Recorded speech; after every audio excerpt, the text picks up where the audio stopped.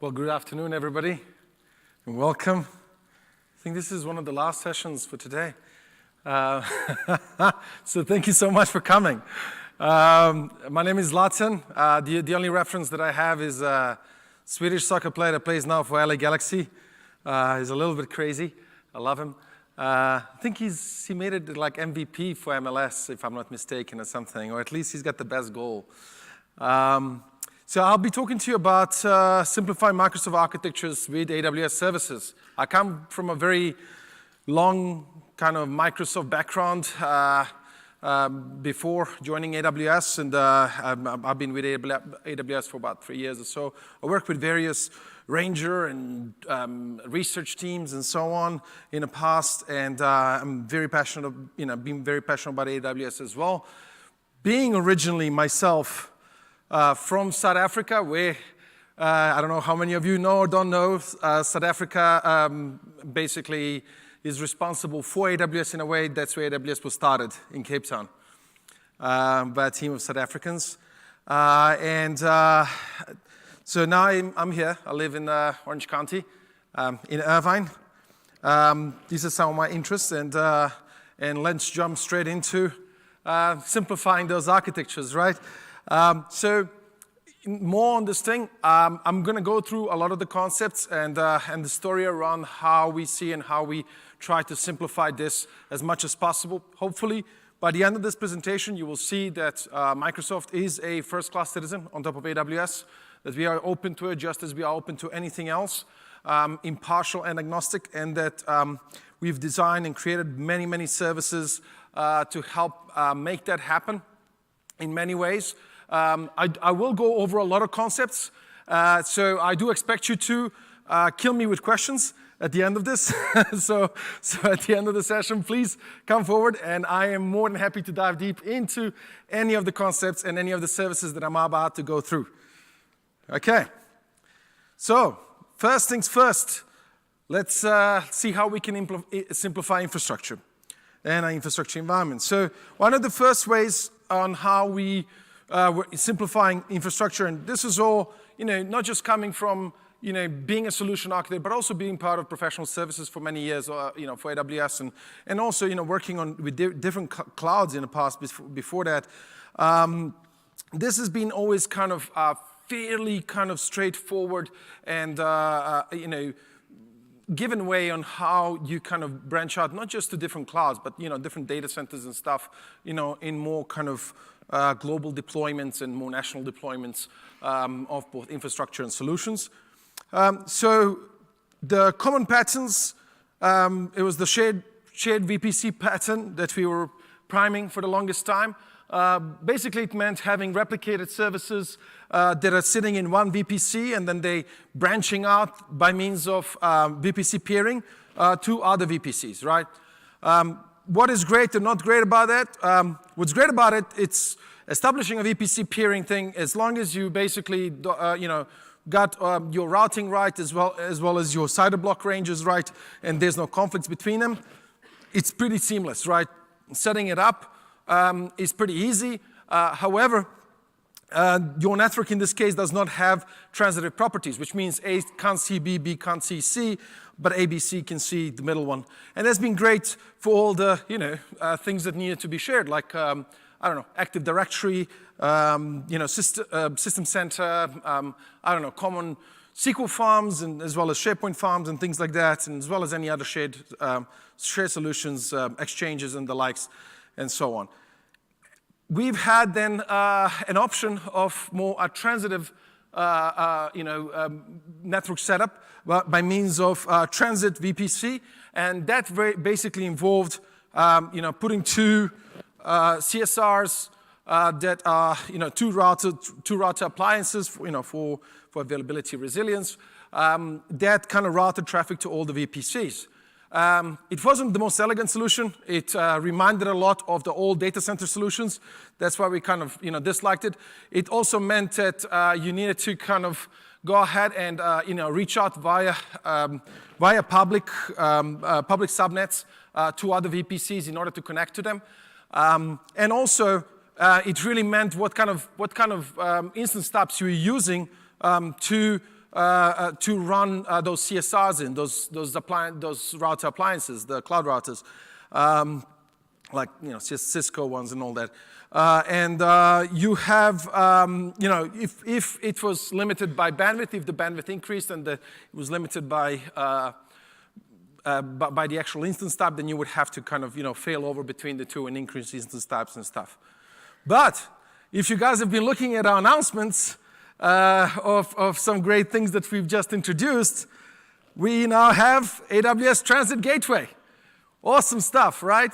So now you can basically, for what was, if you see on your left-hand side, that's kind of how it was before, how we needed to establish peering and the whole thing. Now that's not the case anymore. We can actually establish transitive network across multiple VPCs, connect them up wherever they are, as well as connect all of the other data centers that you may have and additional VPNs that you may have.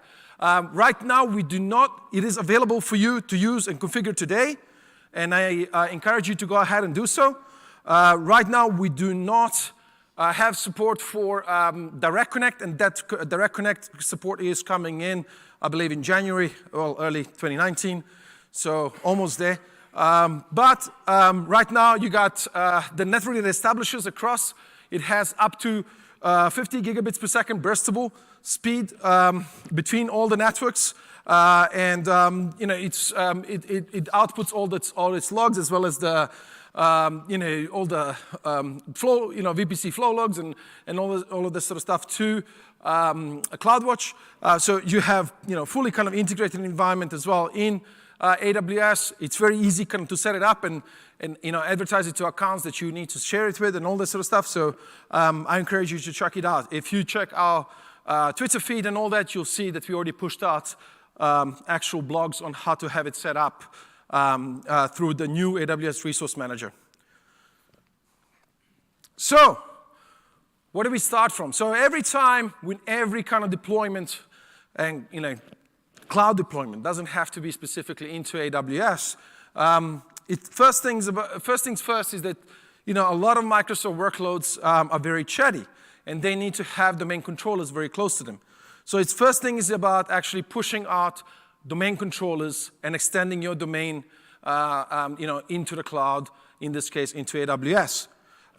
So that's pretty. You would establish a VPN or direct connect over, and just drop 2 DCs. Extend it over, and that's great, right? So that's kind of the basic and the first thing that we've ever went to. Now, then we could also federate over. So we could actually drop 2 DCs that are on a different domain completely. We can establish a WS Trust and federate over between on-premise or other data centers to AWS.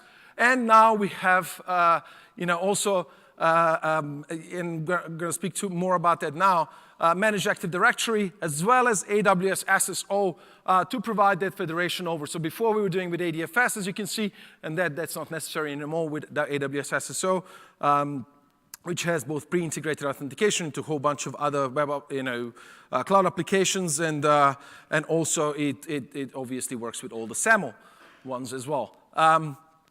So we can actually have that established, or we can run or have a forest trust between the two. So that can be a separate forest that you've deployed and active domains, ADDC into AWS, or you have deployed once again managed Active Directory, and that has to run on a separate domain itself. So now one of the things that we have and that we've added as well is the support for multiple accounts and Amazon VPCs within the same region to basically have direct access to managed AD. Now that means that basically within managed AD, you don't have to have it, with managed AD, let's say running in, as you see on the left-hand side, the old way that we've had through VPC peering over. In fact, managed AD has built in way of sharing itself as a resource to all the other VPCs, and you can do so, right? And without the means of even gateway and all this sort of stuff.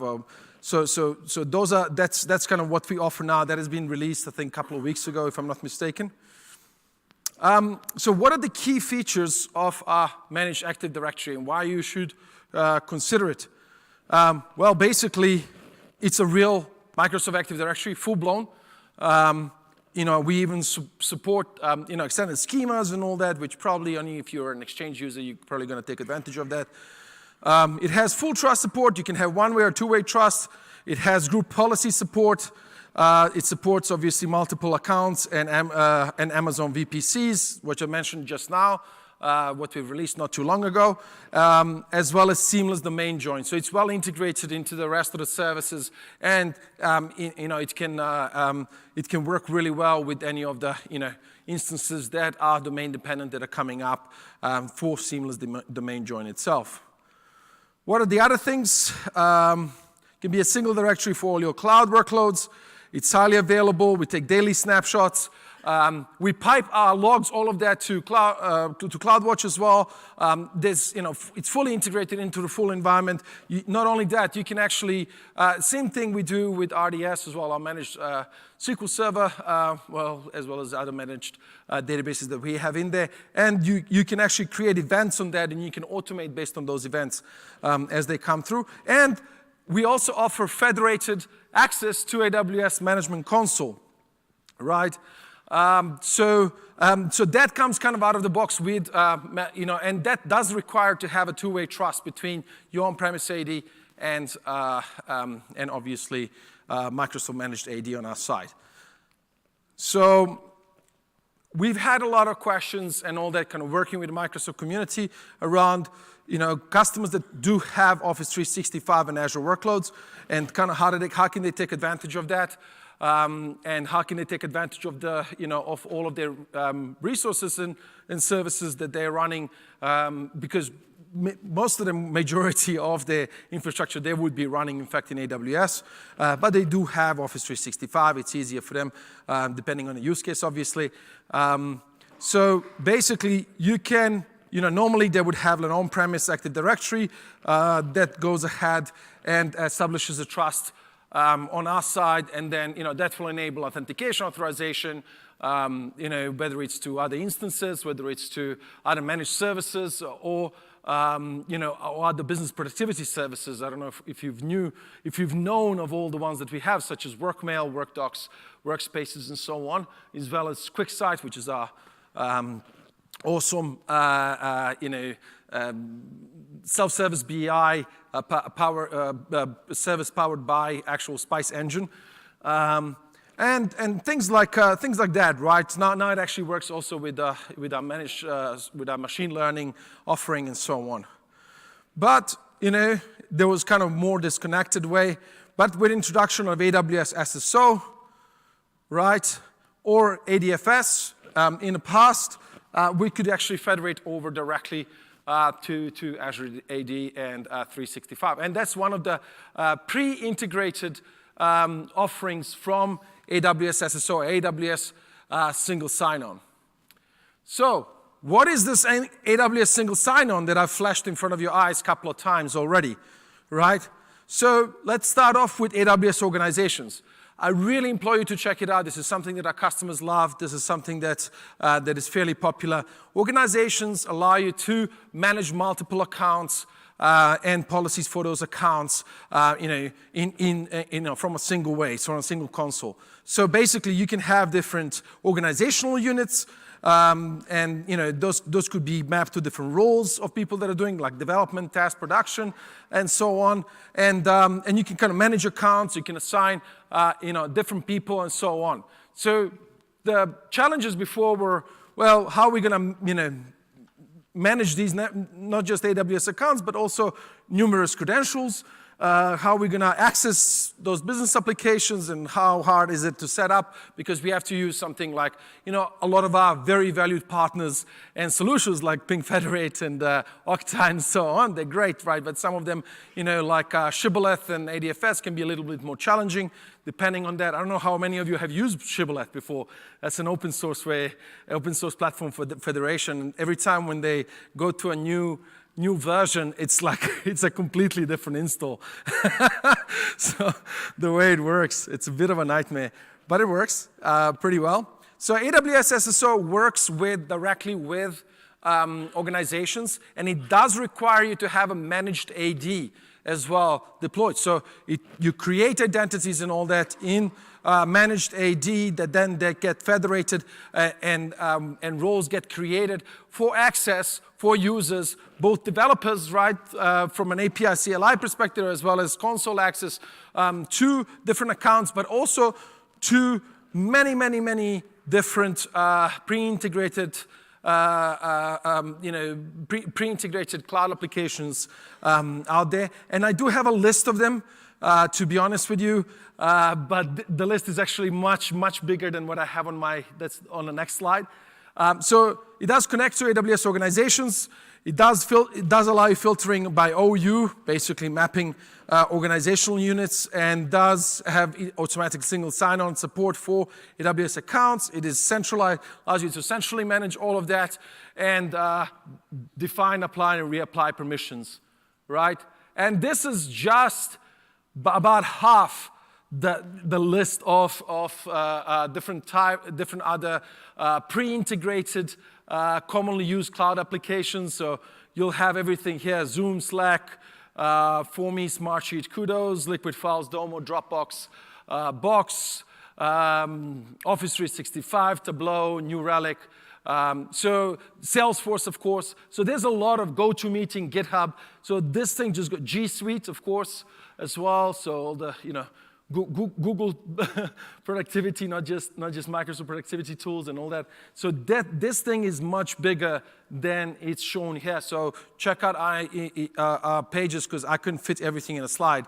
It was ridiculous. So how does it work? You literally pick a pre-integrated application. You follow step-by-step customized instructions for each of the for the application that you picked out, and then you configure single sign-on and assign access. It's really fairly simple and straightforward to do so. So go ahead, check it out, see how it works. Give me your feedback. I'd love to pass it on to our product team. So what is the other thing that we can make easier for you from an infrastructure? So we gave you patterns on how you can manage your own identity and authentication and security, but we also have all these managed services that we've given you, whether it's Active Directory, whether it's single sign-on, and all of this sort of stuff. But the next thing would be SQL Server, right?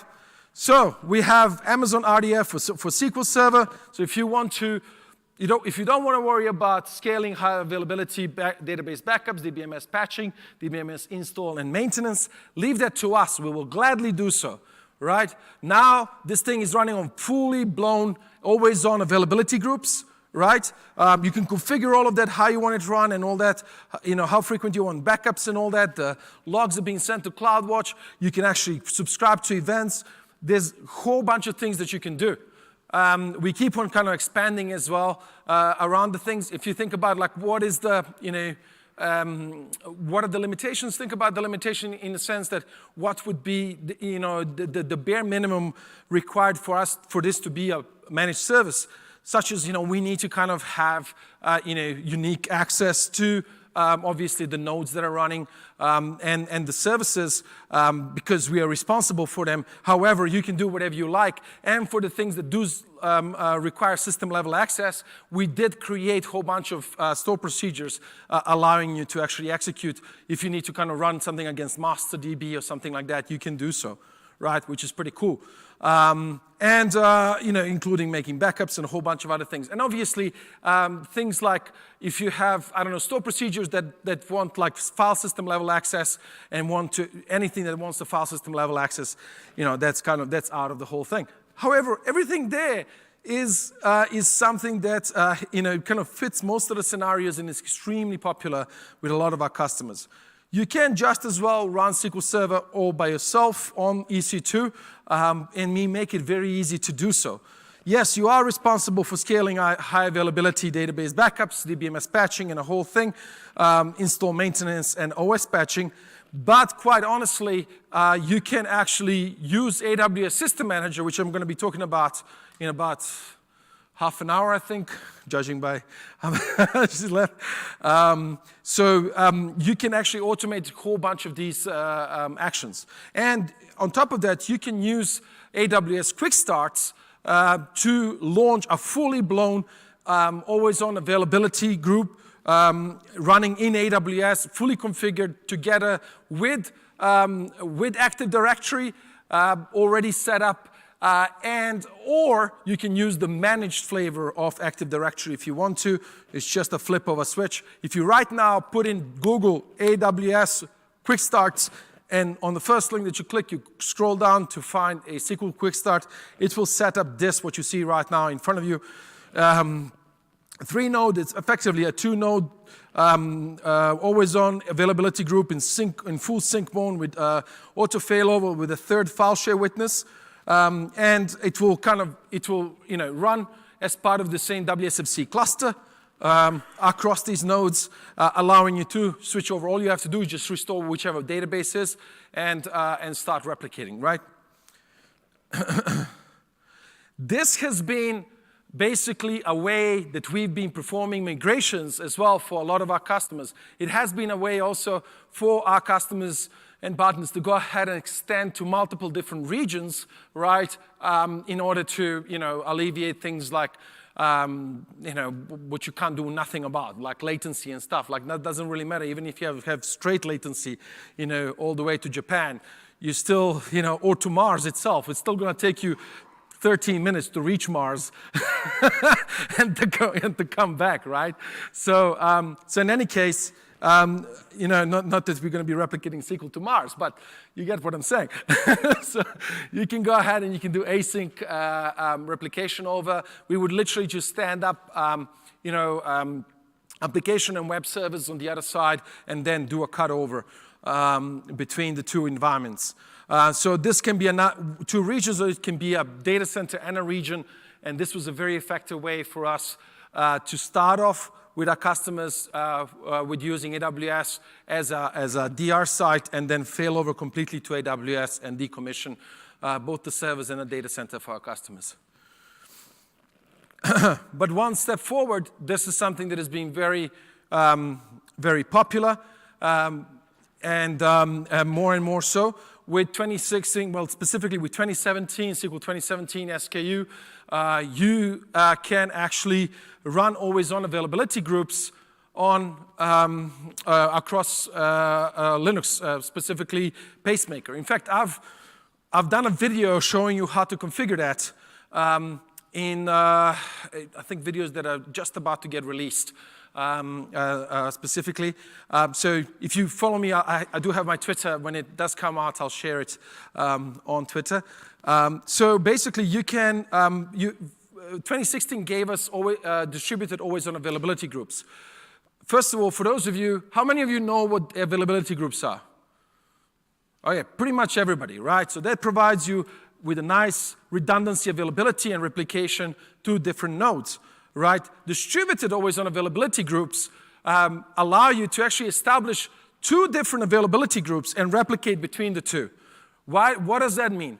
So if you go back to what I was showing you around different types of setups for Active Directory and the whole thing, some of the customers were like, you know what, we want to run a separate domain, we want to use your managed Active Directory, but we want to run it separately. We do not want to extend our domain from here to here. So because that would mean that you need to extend a WSFC cluster between on-premise and AWS. So they said, hey, why can't I have a separate domain over here and replicate over? And that's distributed always-on availability groups allow us, this is now SQL technology, allows us to replicate between two different clusters. So they don't have to be on the same WSFC cluster, they don't have to be on the same domain. So all of these dependencies fall off completely. They just need to be connected, right? And so right now with 2017, I can establish an always-on availability cluster on top of Pacemaker on Ubuntu, and I can replicate from the Windows WSFC cluster, right, to the SQL running on top of Linux, on top of Pacemaker cluster. And we can have hybrid Windows Linux environments that way. What's so great about SQL running on Linux? Well, you don't have to pay for the Windows license, right, to run it, which actually cuts it down to about a third of a cost, right? It's significant. It's more than significant, right? And it's kind of running on a Linux platform as well, so it's easier to kind of control and manage your resources. More so, there's a third option for distributed always on availability groups, and that's you can actually replicate between two servers without them being on a cluster. So if you look at this, if you set it to type of none, that means that you can just have a Windows server running with SQL and Linux running, Ubuntu, let's say, running with SQL, and they can replicate between one another without the underlying cluster technology being necessary. Awesome, right? For those of you that are still fans of old failover clusters, by all means, you can do it, right? For those of you that are veterans in the game, you probably know most of the setups were basically failover cluster instances with log shipping over to a DR site. Why do we have to have log shipping over to a DR site? Because failover cluster instances only provide us with a node redundancy, right? They don't replicate the data like always on availability groups do, right? So if the data it gets corrupt or something like that, it doesn't matter how many nodes we have and whether they're active, or active passing, the whole thing is gone. So you need to have a way that you can back up data. So if you insist on using failover cluster instances, you can use one of our partners, Sire's Data Keeper Cluster Edition, or Windows Server 2016 Storage Replica. And I do have another announcement what you can use from us that we recently actually now released.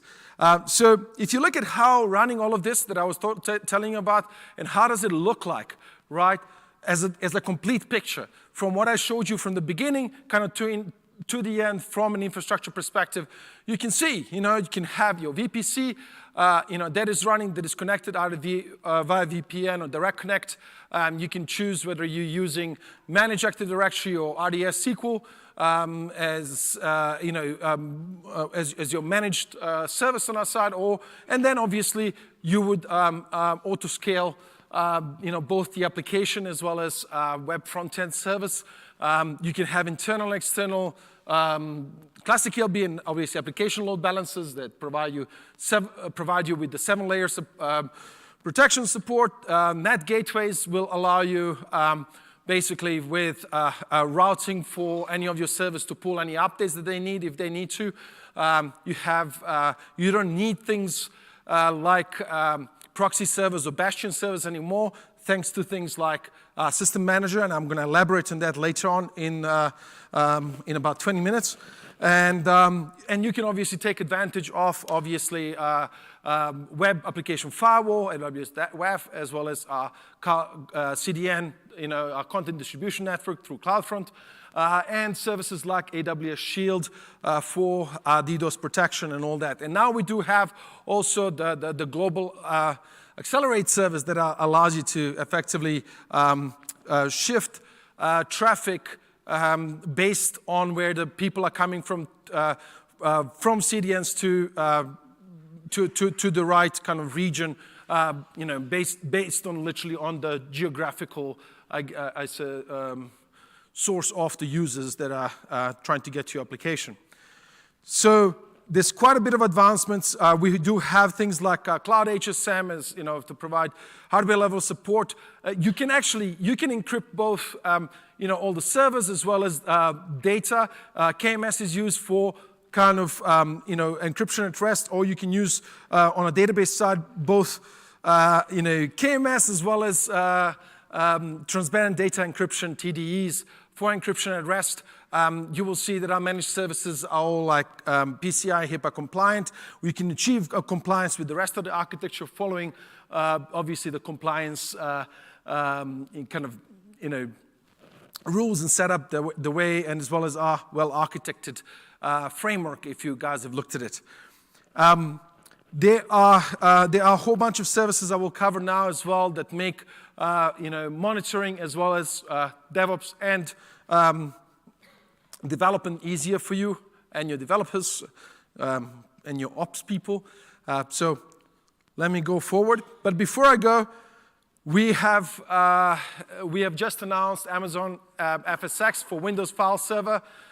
So basically, it allows you to lift and shift your Windows file storage with fully managed Windows file servers. It has full native Windows compatibility. It's obviously fast and flexible. It's enterprise ready, fully available, fully resilient. It has broad accessibility, and it's fully managed by us.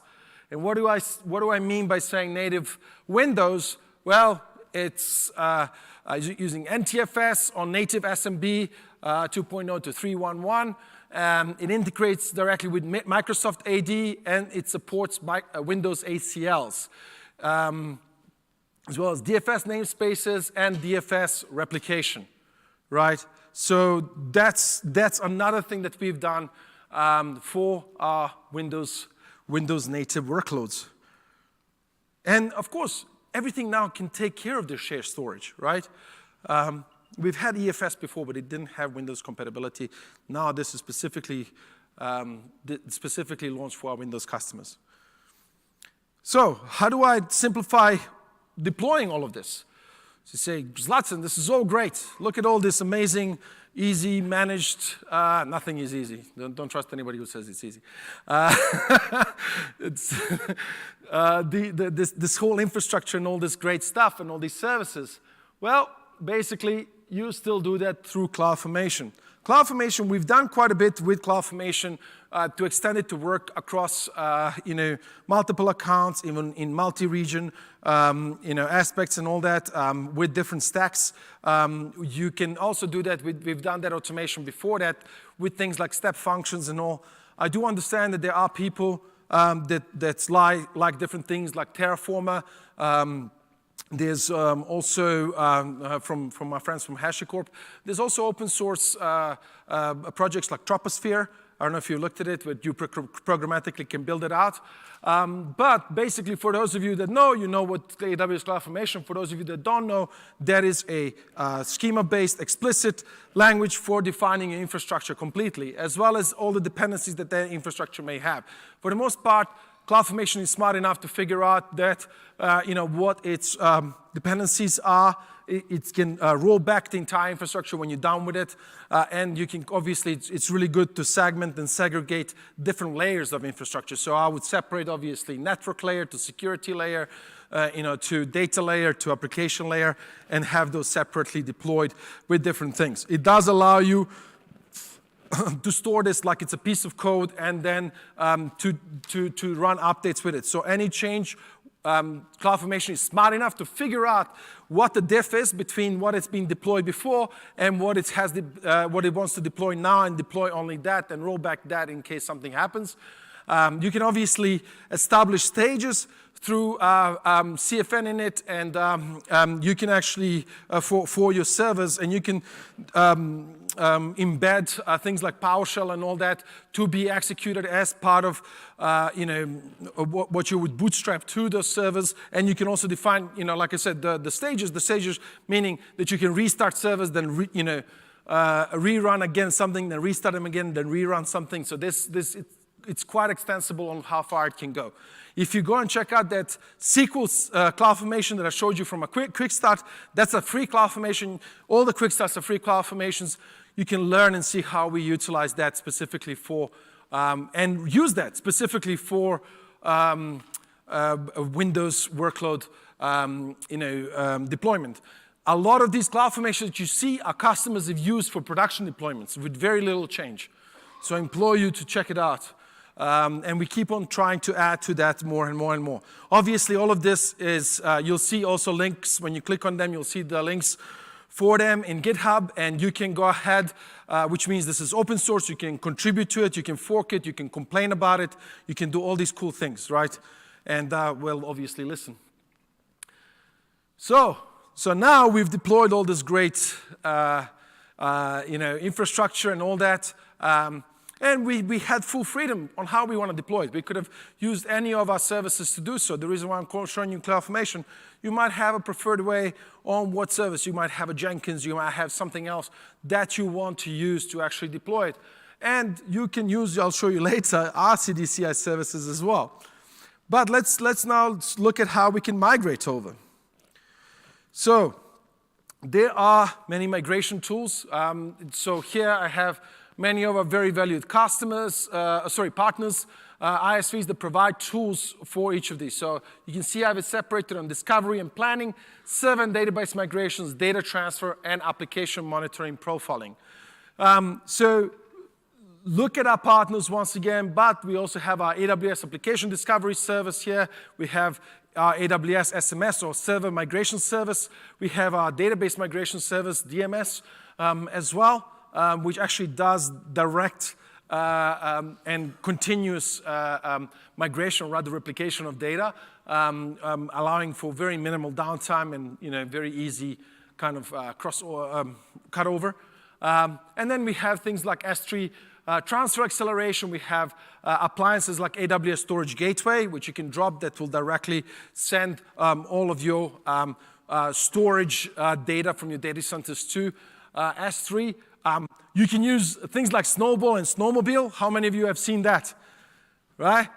So Snowball is literally a piece of almost indestructible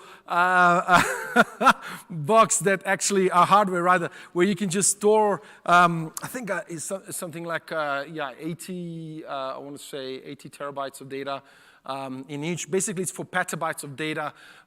You can obviously sequence up as many snowballs as you want, but if you have even more than, I don't know, several petabytes of data that you want to transfer really quickly, and that literally you send over, right? You mail it back. It comes back with its with the return mailing label, and it mails itself back to our data center. We plug it in, and we copy over all the data directly.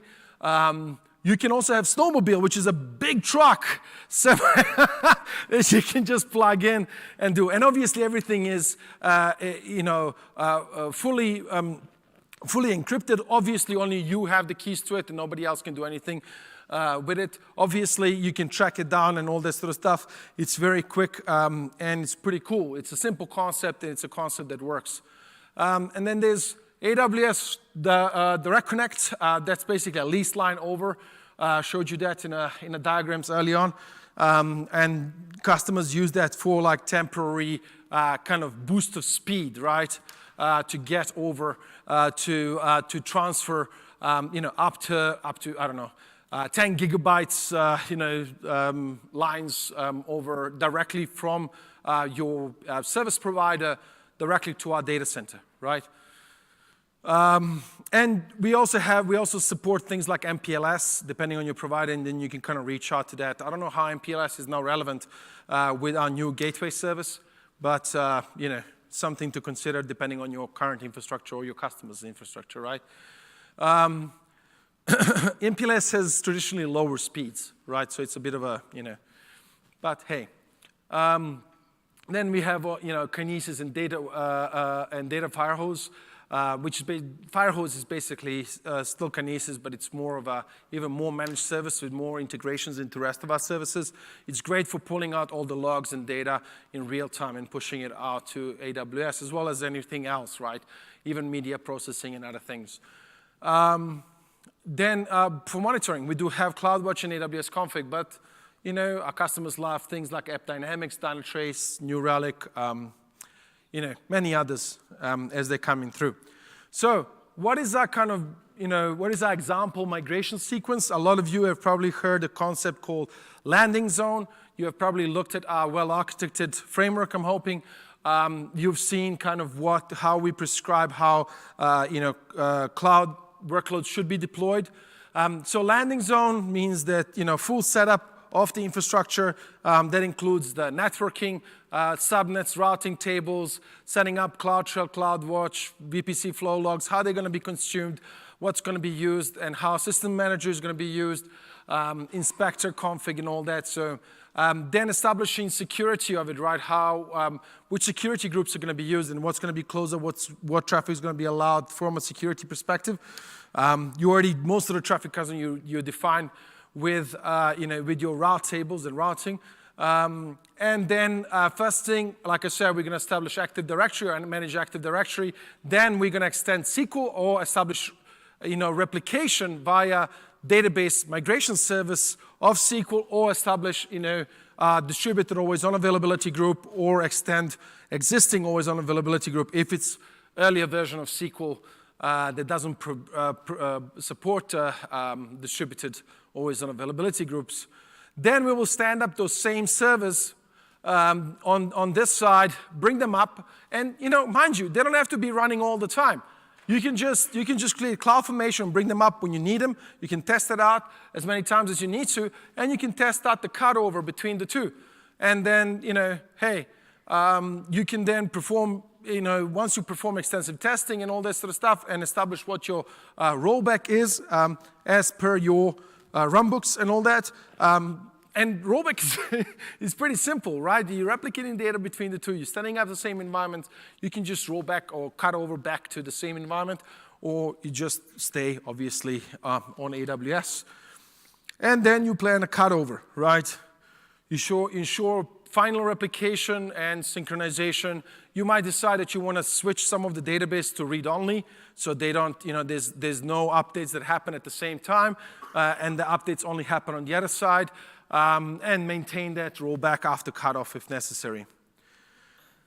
So, what about actually getting all these servers? And this is more kind of for a lift and shift.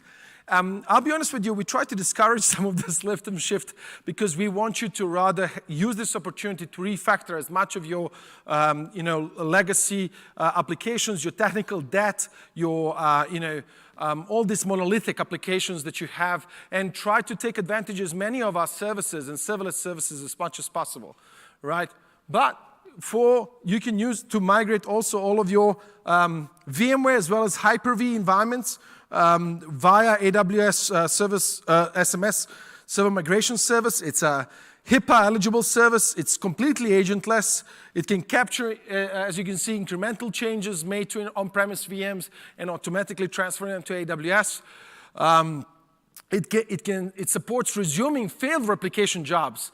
And you can set up hourly replication intervals. You can say, replicate this within these 24 hours or, this within that. And then you can kind of segregate it like that.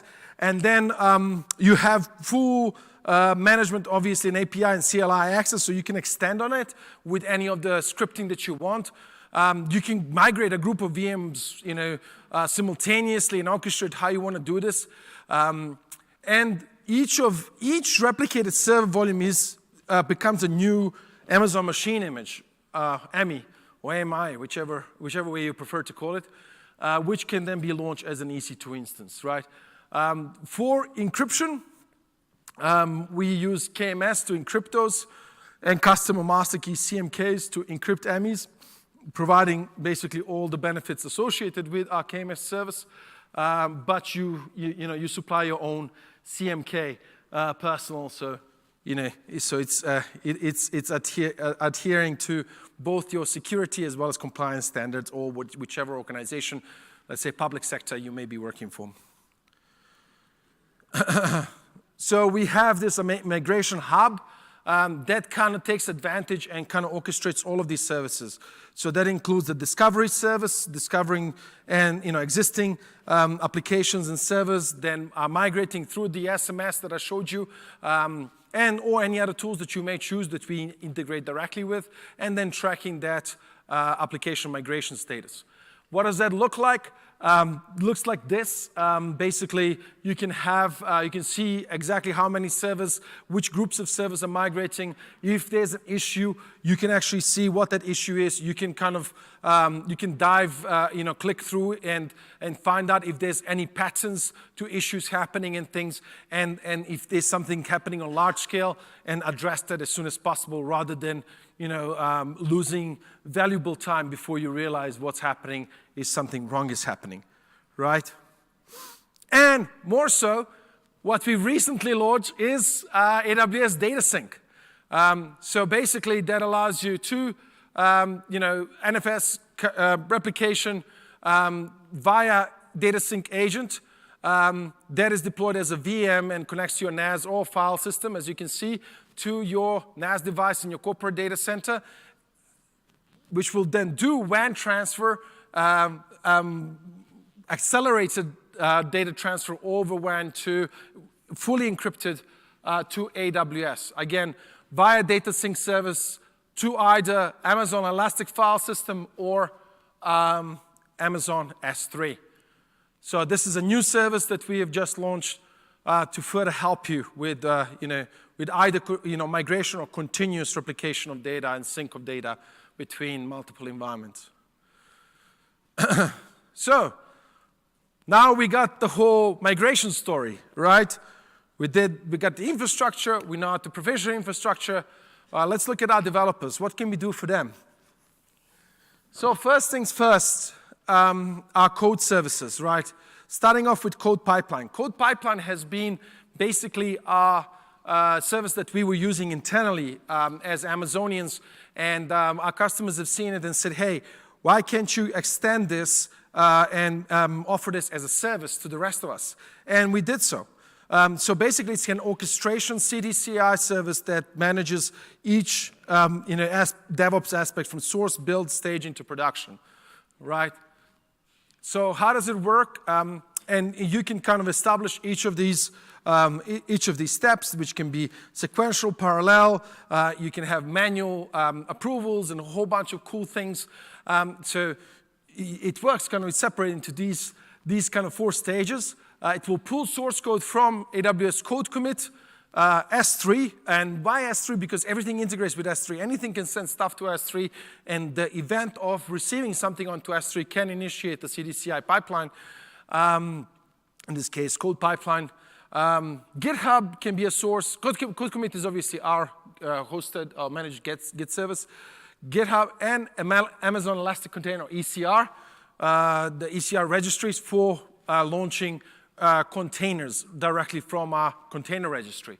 You can perform build, and this is .NET builds as well as on Linux and on Windows environments with AWS Code Build.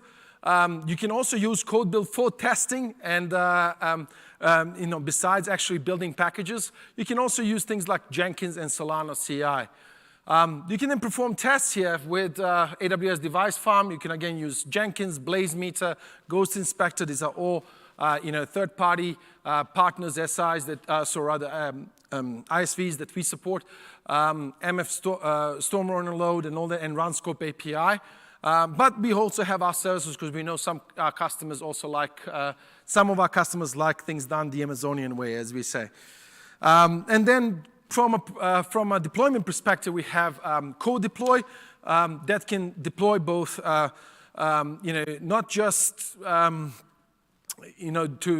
actual packages to EC2.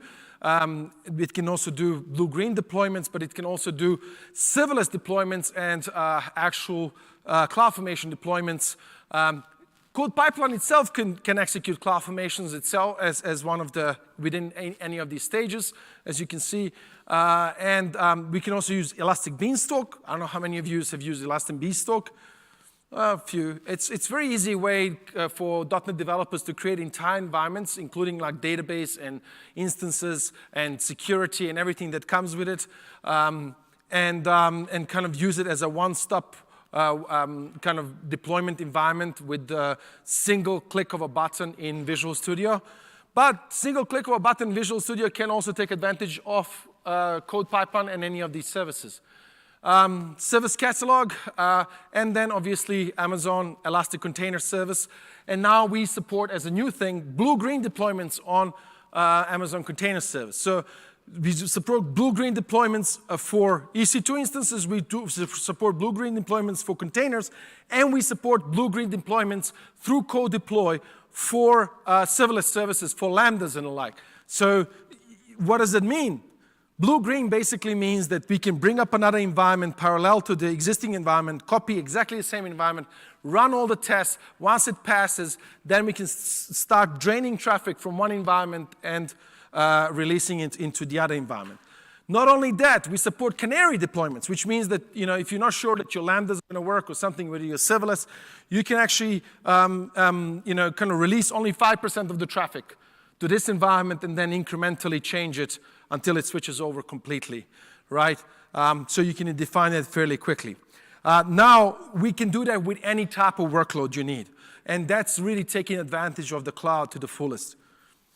So what type of tooling for the net do we have? We have SDK, we have tools for PowerShell, we have tools for PowerShell code, obviously AWS Toolkit for Visual Studio, AWS tools for Microsoft Visual Studio Team Services. Some of you know Microsoft renamed their VSTS to DevOps, Azure DevOps. And we also support many extensions for the .NET CLI. So basically, you can actually use PowerShell in favor of CLI for any infrastructure kind of coding that you want to do. Funny thing is, we had workshop on Tuesday that was level 400. It was all about resilience and chaos architecture. And I was part of the workshop. I created a PowerShell scripts for chaos architecture to do that. And I was laughing at my colleagues because my PowerShell, this was PowerShell CLI effectively for AWS, was less than half than, I don't know, the leanest script that they had, which was in Python. Bash was like more than twice the size and all that. So we've done a lot of work to make very efficient, scripting, or to allow very efficient scripting with PowerShell for AWS tools. VSTS would basically be replacing, maybe your customers or maybe your .NET developers are already using it. We already have the tools so to extend it directly to our services.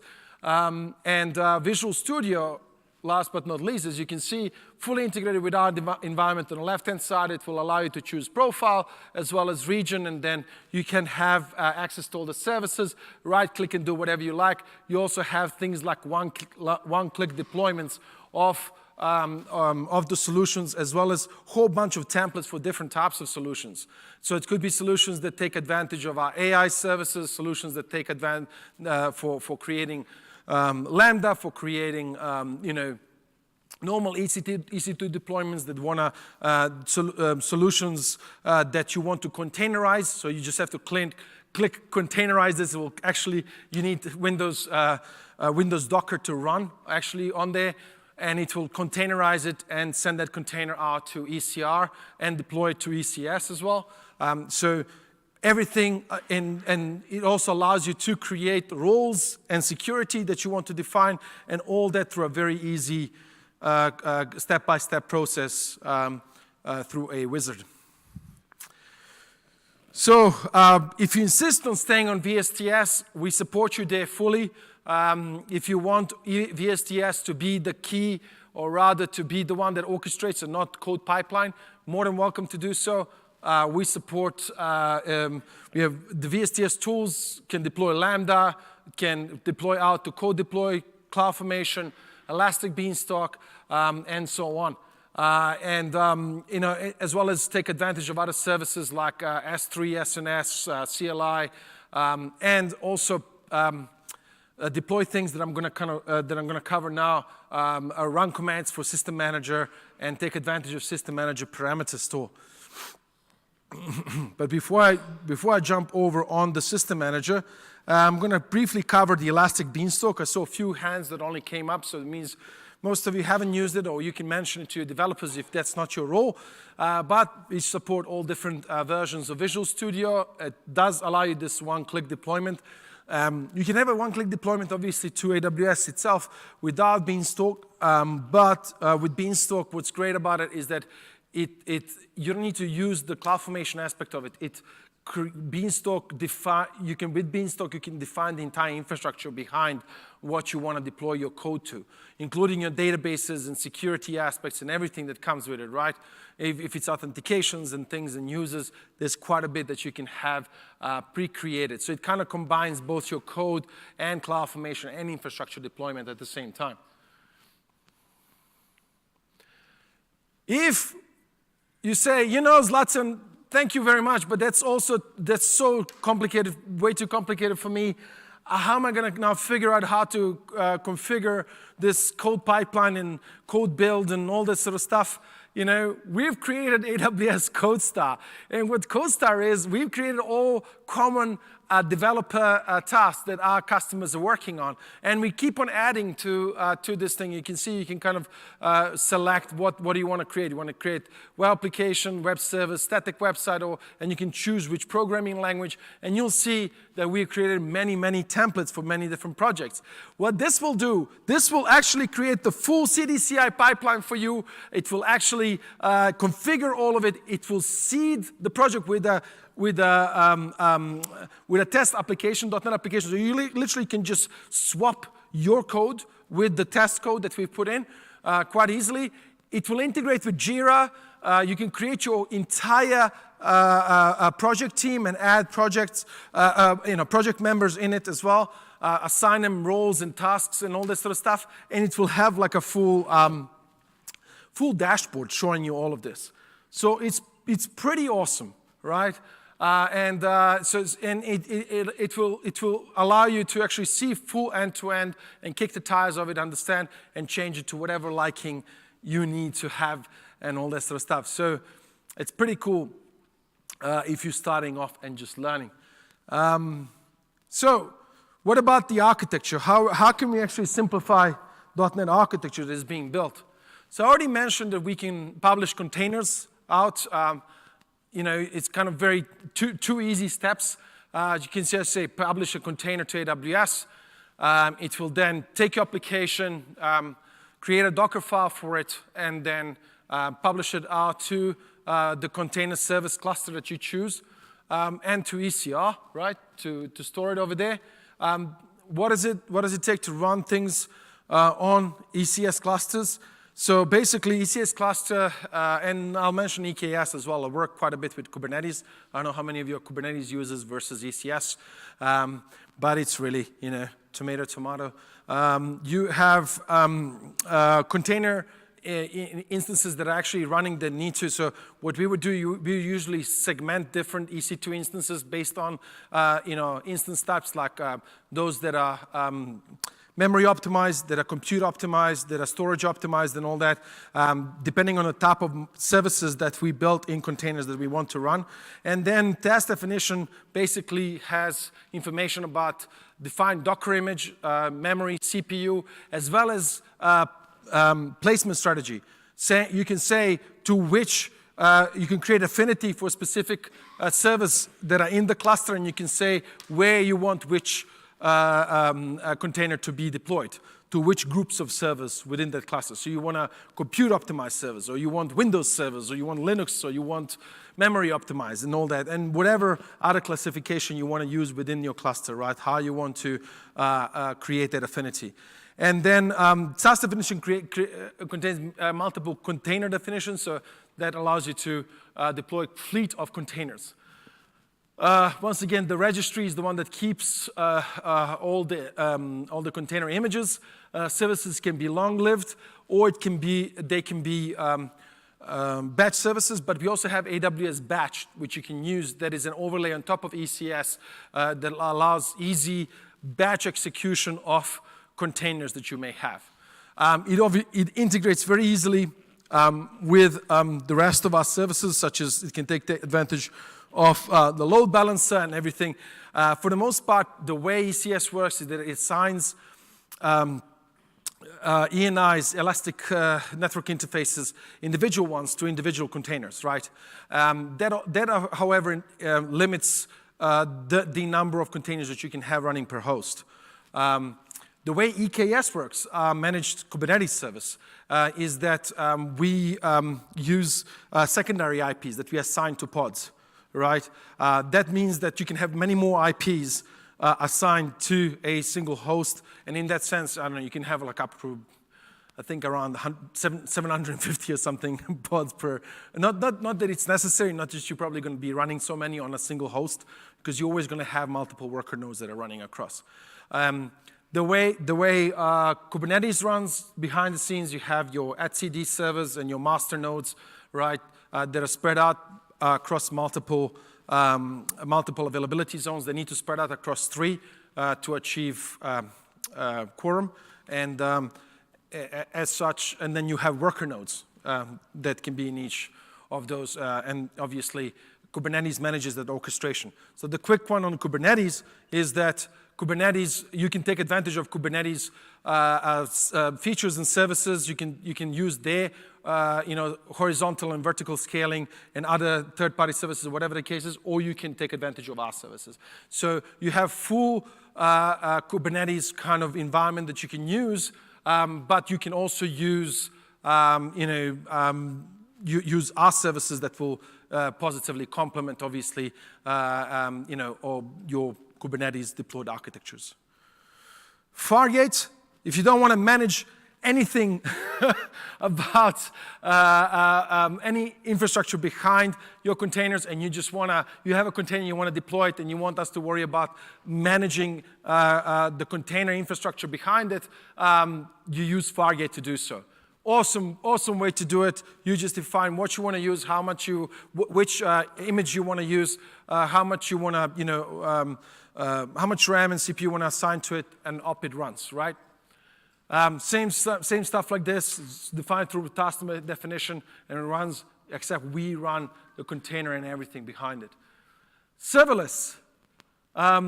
So serverless architecture, basically, you can run, whether it's your mobile phones or mobile applications, or Alexa services, and all this sort of stuff, they can all run via API gateway down to Lambdas. Lambdas effectively is a next level simplification away from Fargate. So we've had EC2, we've had containers that simplified further, and then we had Fargate that takes away even management of containers itself.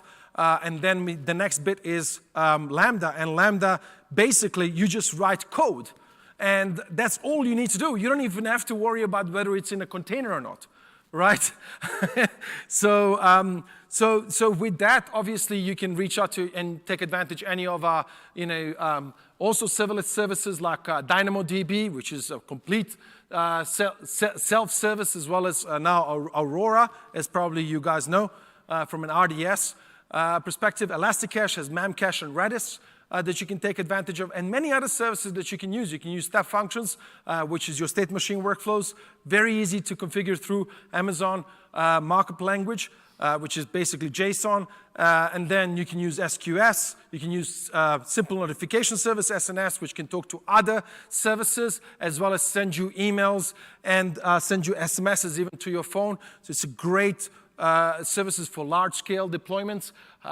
You can kind of run everything through CloudFront distributions that go, get replicated from S3. So there's quite a bit that you can actually do without even having to consider an EC2 server, right?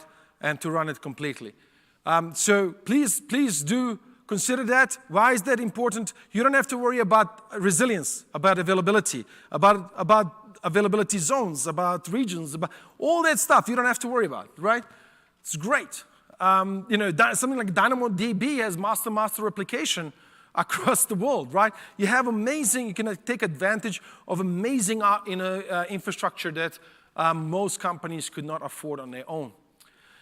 So I showed you a CloudFormation template, and I don't expect you to squint much on it, but it would look like to actually deploy API gateway with Lambda, with DynamoDB, right? So we said no to that, and this is one of the coolest things that come out of our marketing department. It's called SAM the Squirrel. So SAM stands for Serverless Application Model, and it's basically a simplification of AWS CloudFormation. So it's based on an open specification. You can go to the GitHub, you can contribute, you can fork, you can complain about it, you can do everything. So what does it look like? That whole thing that you saw here, that's literally becomes this small and compact template. As you can see, you define where you put your code, what the handler for the code is, what is the runtime, in this case, Node.js. We have pre-created policies based on the type of serverless service that you've created, because we know that, for certain kind of combinations of services, we can pre-create secure policies specific for that. And you say, yeah, I want an API to it. which methods do I want? I can say any, or I can specify get or something, and a path for it, and bam, this thing is smart enough to work out to deploy API gateway, Lambda, and list table at the bottom that you can see, which is a DynamoDB table. What about putting all of that into a pipeline? So that same pipeline that I showed you earlier, right? It can actually deploy serverless services. The difference is because serverless is basically just like deploying normal infrastructure. So it's being deployed via AWS CloudFormation steps. CloudFormation is smart enough to figure out if you put in SAM template, that's a SAM template, it's a switch to it, and it will use it as a SAM template, obviously, right? So you deploy it as a CloudFormation step. You do, create change set, run, execute change set, run stubs, and then you can use other Lambdas to test API methods of your Lambda, or you can use things like RunScope API and other third parties to do the testing yourself. It's very important to test end-to-end, not just to test Lambdas. It's one thing is to test your syntax and to test the API and the logic of your code, but you need to test it also how it works in relation to all the other services. All the other services, right? How does it work with API, with S3, with step functions and all of that? So it's important to extend that testing to that as well. And obviously I can say more on that. And the last but not least, and I will let you go, I promise, is the simplifying the management. And thank you for bearing with me in this extra time. So enter System Manager. It used to be called Simple System Manager, and then we dropped simple because it's not simple anymore. So it should be still simple. But in any case, you can do things like you don't have to log into the servers in order to do any ops tasks or to run any scripts. You can use run commands to execute one command to multiple servers at the same time, right? You can use State Manager to maintain the state and inventory of each and configuration of each server. It works like a desired state configuration server. In fact, recently we released integration with desired state configuration server for those of you that like using it for whatever reason. But, and then we also have a distributor which can actually distribute all the software and packages to different boxes, to different EC2 instances and so on. We have maintenance windows that can be defined for things like patch management and all that. So you can define actual KB articles for specific Windows patches and specific Microsoft patches, right? Whether they be, SQL and so on. You can define those KB articles specifically, and you can say how you want them applied when. You can define maintenance windows for that. You can carry inventory, not just inventory of all of your infrastructure, right, which config does, and System Manager integrates with our config, with AWS config. But config will give you also timelines of how infrastructure changed over time, and you'll know who changed it what, and you'll know who to murder with what weapon, So, but inventory will also track what's installed on the server and what changed on it itself, in addition to AWS config. And then automations are amazing because they allow you to perform these ops tasks, like we need to create new golden images continuously with pulling updates and all this sort of stuff. You can create an automation. In fact, I work with the product team on creating that. I was creating Lambdas to kind of update the auto-scaling groups, launch configurations, and then clean up the old ones and create new AMIs and clean up the old AMIs and so on and stuff like that. So I'm very proud of that. So that's pretty cool. And you can automate all these irritating ops tasks completely. But coming back, it comes down to run commands, right? To how to execute it to fleets of servers at the same time. So word of caution, because we've made that mistake ourselves as well internally many times. As I say, to error is human, right? But to propagate that error to all the servers at the same time is called DevOps. So be careful with run command. Just as well as you can automate all this stuff, you can bring down fleets of servers at the same time. So it doesn't matter if you're running in multi-AZ, multi-region environments. You will bring down your servers in one go. but it's extremely, and it means that you can, in a very secure way, manage all of this. You don't need to have any bastion servers. You don't need to, go via, public subnets and all this sort of stuff, and you don't have to be exposed more than you have to. So basically, your security, is a lot tighter in this way, right? And then you can pipe all these things out to CloudWatch and CloudWatch logs. So including obviously all the services that I've showed you so far, they all pipe things out to CloudWatch. I keep on saying, this goes out to CloudWatch, this goes out. And if there's something that you have third party running that doesn't go out to CloudWatch, it's fairly trivial to actually create agents to go ahead and send those logs out to CloudWatch. You can also take advantage, if there's many logs to go through and all this sort of stuff, you can take advantage of services like Kinesis and all that for real-time log distribution, right, and ingestion of this. And then you can then, what CloudWatch does allow you to do, which is awesome, for each kind of log event, it creates an event, and you can hook into that event and execute Lambda on it. And you can create automations that can self-heal, self-fix, or self-mitigate any issues or any configurations directly with CloudWatch. And you can also create, obviously, alerts and stuff which can be sent out, to via emails or different distribution channels. You can then take advantage of all of that. You can pipe it down to Elasticsearch, which can, then you can use Kibana to show it. You can use any of the third parties. Elk Stacks, and with Elasticsearch and Kibana on our side, because it's a managed service, it's very easy. It's been very popular because it's cheap and it requires no licensing. QuickSight, which is a self-service BI engine that can actually very quickly kind of parse and create reports for you and all that. And you can obviously send it out to your favorite chat service like Slack and so on. And I swear to God, these things would take minutes for me. I mean, in the morning, I would finish up like tasks for, SecOps teams that wanted to have information about some of the changes to the security groups and how they wanted to mitigate them directly from their Slack channel. So I actually spent more time on picking nice colors in Slack to make it look cool when it pops out, than actually, the whole Lambda API gateway setup that I was using, to kind of talk back and forth. It's very cool. It supports webhooks and all this sort of stuff, like what things like Slack want, and so on. Obviously, you have many different things. There's threat models with networking that you can do for VPC flow logs. You have things like guard duty and all that. You have all these AI services that can actually prevent and help you with it more. We only have limited time. I have gone over my time, and I love you for doing it, and I love the cameraman over here for still filming me. So thank you so much for staying this long.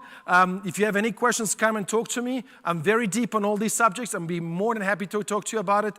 Anything I don't know, I have a legion of extremely smart people, much smarter than me, behind me, and I will be more than happy also to offer their assistance, of course, without them knowing. This is my Twitter. This is my email. As you can see, I'm very important. It's my first name at Amazon. Just like Jeff, what can you say? So thank you very much, and enjoy the rest of re:Invent.